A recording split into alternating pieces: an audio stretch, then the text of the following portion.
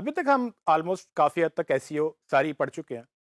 इस टॉपिक में आपसे मैं बात करूँगा कि किस तरह से एक वेबसाइट अगर क्लाइंट आपको दे, तो आप उसकी कैसे ऑडिट के लिए रिव्यू कर सकते हैं, उसमें ये कैसे पता कर सकते हैं कि क्या उसमें वेबसाइट की एसईओ हुई हुई है या नहीं हुई हुई। मेरी कोशिश ये होगी कि अभी तक हमने जो भी सीखा है, उसको हम एक-एक करके काफ़ी हद तक मैं आपको इस काबिल बना दूँ कि आप क्लाइंट से ये बात कर सकें, फ़ौरन देखते ही कि आपकी वेबसाइट की एसईओ कितनी ज़रूरी है। याद रहे कि मैं आपको इससे पहले वेबसाइट का ऑडिट और उसकी रिपोर्ट क्रिएट करना सिखा चुका हूँ। आपने बस उसी को ज़हन में रखते हुए इस वेबसाइट को देखना है। जो गलतियाँ नज़र आएँगी आप उसको लिख लेंगे। इस वीडियो में मैं आपको वो सब चीज़ें बताऊँगा जो मैं एक अगर वेबसाइट को देखूँ तो उसको मैं कैसे जज करूँगा। आपने अपने तरीके से इसको डिटेल में लेके जाना है डिपेंडिंग के आपको क्लाइंट ने कितने पैसे दिए। अगर आप फ्री में कर रहे हैं तो आप छोटा ऑडिट कर सकते हैं। अगर आप पैसे लेके कर रहे हैं तो आपको एक डिटेल्ड ऑडिट करना होता है जिसमें आपको फिर रिपोर्ट भी क्रिएट करनी है और रिपोर्ट के साथ-साथ आपने बाकी चीज़ें भी उसको देनी है, जो-जो भी आप क्लाइंट से कमिट करेंगे। तो आइए देखते हैं। अभी तक हमने जो सीखा है, इस वीडियो में मेरी कोशिश होगी कि मैं आपको वो बता दूँ कि किस तरह से एक वेबसाइट को देखते ही आप उसकी ऑडिट कर सकते हैं। सो फॉर एग्ज़ाम्पल अगर आपको क्लाइंट एक वेबसाइट दे और आपको ये देखना हो कि इसमें एसईओ हुई है या अभी तक नहीं हुई, तो आप उसको इन मराइल से गुज़र कर आप ये बता सकते हैं कि किस तरह से इसकी बेहतरी इस वेबसाइट में लाई जा सकती है और क्या इसमें बेहतर है और क्या इसमें बेहतर नहीं है। सो फॉर एग्ज़ाम्पल ये एक वेबसाइट है डिजिटल मार्केटिंग पाकिस्तान, इसकी हम ऑडिट करेंगे।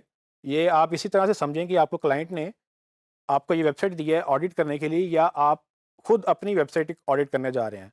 तो ये मेरा तरीका है किस तरह से मैं वेबसाइट को जज करूँगा, लाज़मी नहीं है कि आप भी इसी तरह से इसको जज करें। सो फॉर एग्ज़ाम्पल सबसे पहले अगर मैं इसको देखूँ तो मैं इसका डिज़ाइन देखूँगा कि क्या ये वेबसाइट मुझे बेहतर लग भी रही है या नहीं लग रही। सो अगर उसको आप ऊपर से लेके नीचे तक देखें तो इसमें आपको काफ़ी कंटेंट नज़र आ रहा है। इसमें व्हाइट स्पेस बहुत ज़्यादा है जो कि कई लोगों को अच्छी लगती है, कई लोगों को नहीं अच्छी लगती।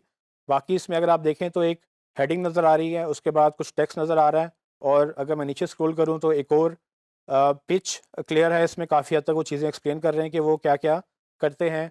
नीचे चल के डिजिटल मार्केटिंग की सर्विसेज आ रही हैं, उन्होंने 4 मेन सर्विसेज मेंशन की हैं और उसके बाद कुछ टेस्टिमोनियल्स हैं और एक फुटर है और इसमें बाकी सारा कंटेंट आपके सामने है। अब हमने ये देखना है कि टेक्निकली और non technically website SEO friendly है या नहीं। सो सबसे पहले अगर मैं इसकी डोमेन देखूँ, तो मुझे कुछ चीज़ें समझ आ रही हैं। फॉर एग्ज़ाम्पल इसका नाम इटसेल्फ एक कीवर्ड लग रहा है जो कि अगर आपकी वेबसाइट का नाम आपकी कीवर्ड के नाम पर होगा, तो एक अच्छी पॉसिबिलिटी हो सकती है कि आप अपने कीवर्ड पे रैंक कर सकें, क्योंकि आपका कीवर्ड ही आपका ब्रांड का नेम बन जाता है। तो डिजिटल मार्केटिंग डॉट पीके एक कीवर्ड स्पेसिफिक डोमेन है। इससे इस कंपनी को फ़ायदा ये होगा कि ये डिजिटल मार्केटिंग अगर कोई सर्च करे तो गूगल उसको रैंकिंग फैक्टर्स में से एक प्लस पॉइंट दे सकता है कि इसकी डोमेन में डिजिटल मार्केटिंग इटसेल्फ लिखा हुआ है। और चूंकि ये लोकल वेबसाइट है, पाकिस्तान को अगर आप टारगेट कर रहे हैं तो डॉट पी के वेबसाइट पाकिस्तान में बेहतर रहती है, ना कि डॉट कॉम। सो अगर आप डॉट कॉम में करेंगे तो वो यूएस स्पेसिफिक डोमेन है। अगर आप डॉट पी के या किसी भी कंट्री में अगर आप एसईओ करना चाह रहे हैं तो उस कंट्री की आप डॉट पी के या जो भी उस कंट्री की टीएलडी है या टॉप लेवल डोमेन है उसको आप करेंगे। इसी डोमेन में अगर आप एक और चीज़ देखें तो इसमें आपको नज़र आएगा कि एचटीटीपीएस यानी कि एसएसएल सर्टिफिकेट इसमें लगा हुआ है, जिसकी वजह से गूगल इसको एक सिक्योर वेबसाइट दिखा रहा है। और मैंने आपको पहले बताया था कि एक अगर वेबसाइट में एसएसएल नहीं होगा तो वो गूगल उसका एज अ रैंकिंग फैक्टर देखता है, अगर नहीं होगा तो आपको पेनल्टी पड़ सकती है।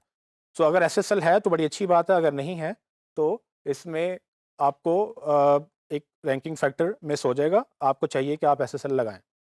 आगे चल के आप ये देखेंगे कि इसमें मैं कोशिश करूँगा कि इसके मेटा टैग्स देखूँ। मेटा टैग्स देखने के लिए कंट्रोल यू या आप अगर क्रोम में हैं तो राइट क्लिक करके व्यू पेज सोर्स आप क्लिक कर सकते हैं। इसके सोर्स कोड में मैं जाऊँगा और मैं कोशिश करूँगा देखने की कि इसमें मेटा टैग्स किस हद तक अच्छे तरीके से लिखे हुए हैं। जैसे मैं इसको देखना शुरू करूँगा तो आप ये देख सकते हैं कि रो नंबर 8 में इसका एक टाइटल लिखा हुआ है जिसमें इसका नाम डिजिटल मार्केटिंग पाकिस्तान ही लिखा हुआ है और साथ ही डिजिटल मार्केटिंग एजेंसी एक और वर्ड भी इसमें एडेड है। सो इसको देखते ही मुझे ये समझ आ रही है कि डिजिटल मार्केटिंग शायद इनका मेन कीवर्ड है, क्योंकि डिजिटल मार्केटिंग इनके नाम में भी आ रहा है। डिजिटल मार्केटिंग का कीवर्ड इन्होंने 2 दफ़ा रिपीट किया अपने टाइटल में, जिसकी वैसे ज़रूरत नहीं है, आप 1 दफ़ा भी लिखें तो काफ़ी है, लेकिन डिजिटल मार्केटिंग इनकी डोमेन में भी आ रहा है। सो ये 3 चीज़ें मुझे हिंट दे रही हैं कि किस तरह से एक वेबसाइट जो है किसी पर्टिकुलर कीवर्ड के ऊपर रिलाई कर रही है। आगे मैं स्क्रॉल करूँ तो मुझे थोड़ा सा देखने से आइडिया हो रहा है कि ये WP कंटेंट यानी कि ये वर्डप्रेस पे बनी हुई वेबसाइट, ये WP कंटेंट वर्डप्रेस का फोल्डर होता है। अगर आपको नहीं पता तो आप इससे जज कर सकते हैं, लेकिन अगर आपकी वैसे रेगुलर वेबसाइट भी बनी हुई है तो आप उस तरह से भी इसको एसईओ कर सकते हैं, उसमें कोई मसला नहीं है।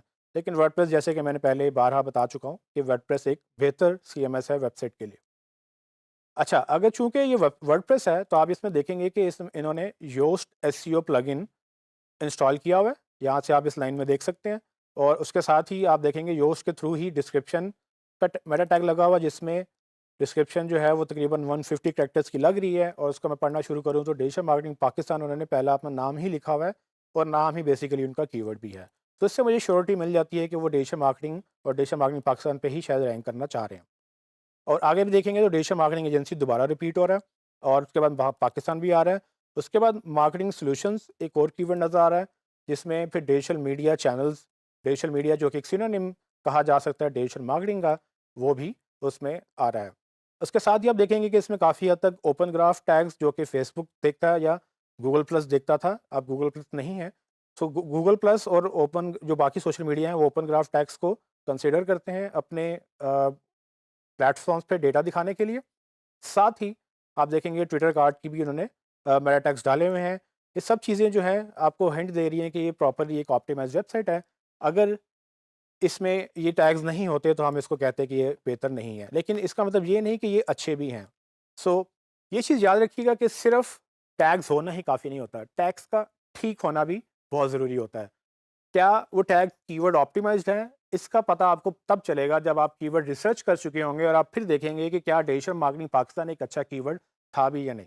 अगर डिजिटल मार्केटिंग पाकिस्तान या डिजिटल मार्केटिंग एजेंसी एक अच्छा वर्ड नहीं है और यहाँ पर लिखा हुआ है, तो वो आपको कोई हेल्प नहीं करेगा, क्योंकि आपका वो ट्रैफिक लेके नहीं आ रहा। सो टैग्स होना काफ़ी नहीं होता, टैग्स का अच्छा होना भी ज़रूरी है। सो अगर आपको किसी टूल को यूज़ करते हुए या वैसे अगर आप इसको देख भी लेंगे तो ये याद रखिएगा कि इसकी क्वालिटी आपने अपने स्ट्रैटेजी से, अपने दिमाग से सोचकर, जो भी आपने ब्रेन वर्क करना है उसके मुताबिक आपने सोचना है कि ये ठीक है भी या नहीं। आगे चलते हैं, इसको मैं मज़ीद देखना चाहूँगा कि ये किस तरह से इसमें कीवर्ड्स कौन-कौन से यूज़ हुए हैं, कितनी डेंसिटी में यूज़ हुए हैं। अगर डेंसिटी की बात करें तो मुझे वर्ड्स पूरी वेबसाइट में कम नज़र आ रहा है। ये शायद 500 वर्ड्स नहीं है, लेकिन इसको चेक कर लेते हैं। एसईओ क्विक की एक्सटेंशन मेरे पास इंस्टॉल्ड है। मैं उसी तरह से एसईओ क्विक को क्लिक करके इसका पेज इन्फो देखूँगा और इसमें कोशिश करूँगा कि ये देखूँ कि इसमें क्या-क्या चीज़ें अवेलेबल हैं। सो टाइटल मुझे, जैसे कि हमने पहले देख चुके हैं सोर्स में, कि टाइटल अवेलेबल है जिसमें उन्होंने कीवर्ड्स यूज़ करने की कोशिश की है, लेकिन इसमें डिजिटल मार्केटिंग 2 दफ़ा लिखा गया है जिसकी ज़रूरत नहीं थी। तो यहाँ पर डिजिटल मार्केटिंग की जगह एक दूसरा वर्ड आ सकता था। एक दफ़ा आपने लिख लिया वो काफ़ी होता है। मेटा डिस्क्रिप्शन में अगर आप देखें तो डिजिटल मार्केटिंग पाकिस्तान और डिजिटल मार्केटिंग एजेंसी, ये दोनों वर्ड्स आ रहे हैं। तो डिजिटल मार्केटिंग अगर आप 2 दफ़ा रिपीट नहीं करना चाहते तो आप इसको भी चेंज कर सकते हैं। लेकिन जैसे कि आपको पता होगा कि आप मेटा डिस्क्रिप्शन 300 लेटर्स तक लेके जा सकते हैं, 150 तक लाजमी है, 150 से 300 तक आपको अलाउड है। तो इसमें वो बड़ी मेटा डिस्क्रिप्शन नहीं है। नीचे जाएंगे तो गूगल की कैशे डेट अगर आप देखें तो 29 मई, जो कि रीसेंट डेट है। इसका मतलब ये है कि गूगल ने इसको रिसेंटली ही क्रॉल किया है। बाकी फैक्टर्स इसके आप देख सकते हैं कि फेसबुक में 0 आ रहा है, गूगल प्लस में चूँकि अब वो एग्जिस्ट नहीं करता तो ये एरर आ रहा है। बाकी चीज़ों में इनकी कोई शेयरिंग नहीं है।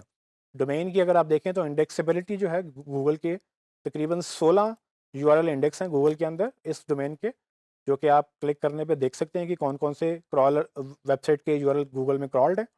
अगर आपके वेबसाइट के पेजेस ज़्यादा हैं और गूगल में कम आपको इंडेक्स नज़र आ रहा है, तो इसका मतलब ये हो सकता है कि गूगल कुछ पेजेस तक आपके नहीं पहुंच सका। याहू में कोई नॉट एप्लीकेबल आ रहा है और इसका चेक कर लेते हैं क्यों आ रहा है। याहू बता रहा है कि इसमें कोई भी नहीं है, लेकिन अगर आप देखें याहू में भी यूआरएल्स हैं। सो मे बी टूल का मसला है या मे बी याहू के डेटा का मसला है, लेकिन आपने सरासर टूल पे रिलाई नहीं करना, आपने अपना भी उसको वेरीफाई करना।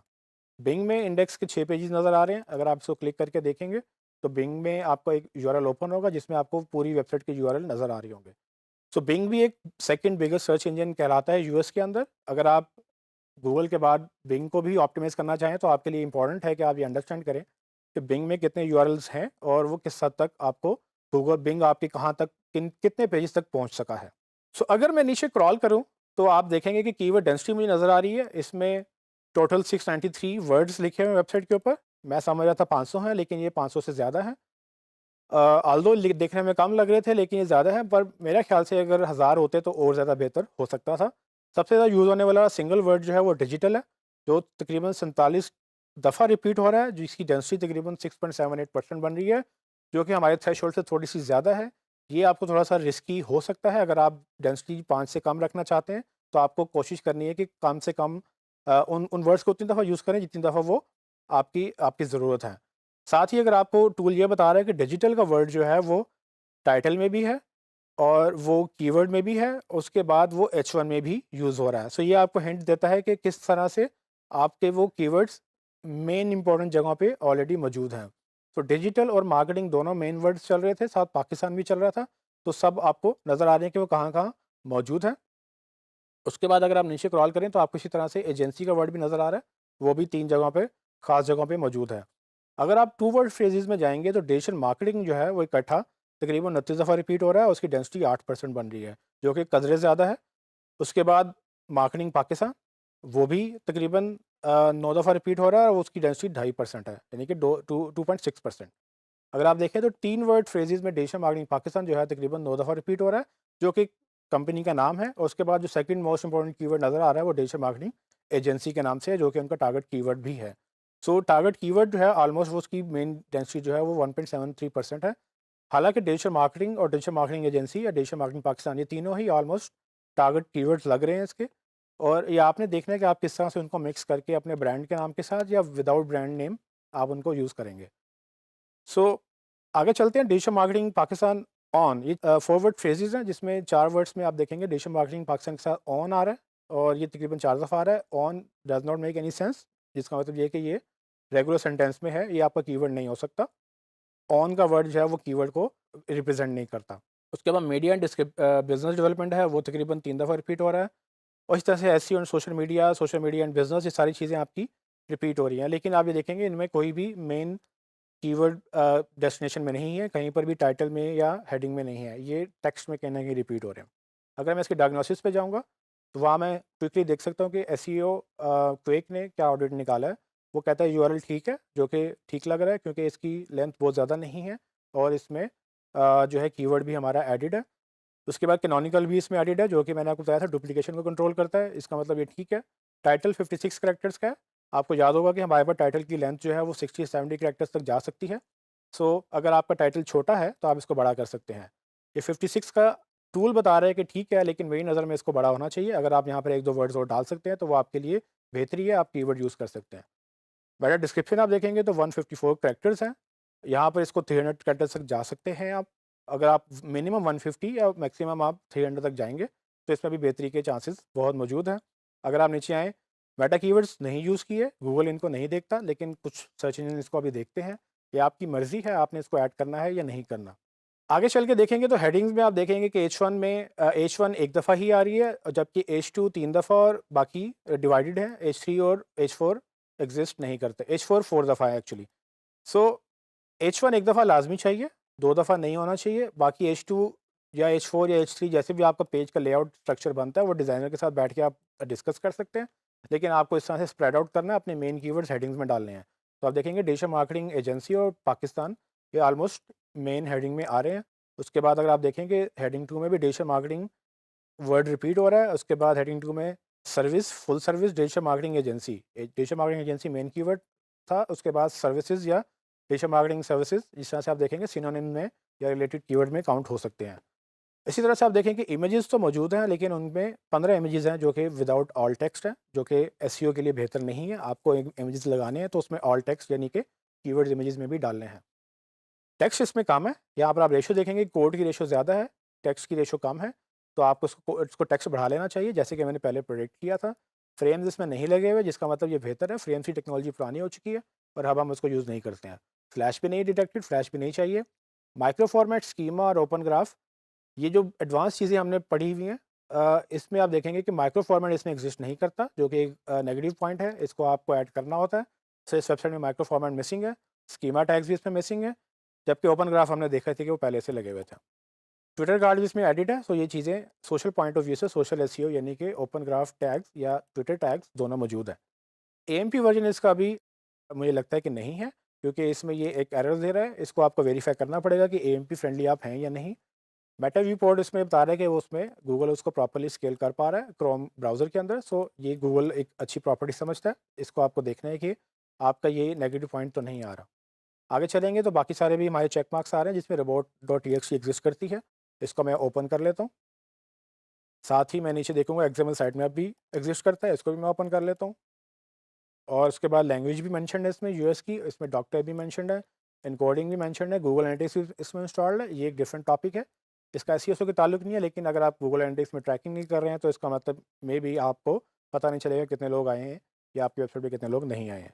फेव आइकन भी मौजूद है इसमें, जिसका मतलब ये है कि आप ऊपर ये जो ग्रीन बटन देख रहे हैं ब्राउज़र्स के अंदर, ये आपको फेव आइकन कहलाता है। इससे आपको ये पूरे ब्राउज़र में देखेंगे आप हर एक को फेव आइकन हर वेबसाइट का एक उसकी आइडेंटिटी बन जाता है।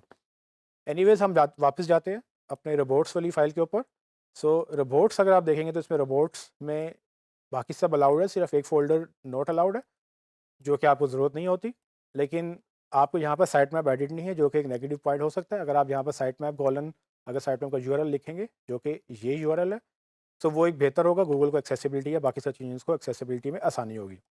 एक्सएमएल साइट मैप में आप देखेंगे सिर्फ पेज का साइट मैप एग्जिस्ट करता है। आप उसको क्लिक करेंगे तो उसके अंदर बाकी सारे पेजेस और उनके अंदर कितने इमेजेस हैं और उसके साथ लास्ट टाइम कब मॉडिफाई हुआ था, सारी चीज़ें उसमें मेंशन्ड है। ये साइट मैप आप जब गूगल सर्च कंसोल में जब डालते हैं तो गूगल आपके सारे के सारे यूआरएल इजीली क्रॉल कर सकता है। तो इस तरह से आप एक बेहतर तरीके से बता सकते हैं कि किस वेबसाइट में क्या मसले हैं और किस वेबसाइट में क्या मसले नहीं हैं। आपको ये एम्पावर करेगा कि किस तरह से वेबसाइट की एसईओ कहाँ स्टैंड करती है। जैसे कि आपने देखा कि कुछ ही मिनट्स में मैंने एक वेबसाइट की बैकएंड से और फ्रंट एंड से दोनों से मैंने उसको रिव्यू कर लिया है। ये आपको हेल्प इस तरह से कर सकता है कि आप अपनी वेबसाइट या अपने क्लाइंट की वेबसाइट जो भी आपको ऑडिट करने के लिए आती है या एसईओ करने के लिए आती है, आप उसको रिव्यू करेंगे, उसमें से गलतियाँ निकालेंगे और डिपेंड ये करता है कि आपने कितना टाइम लगाना है उसके ऊपर।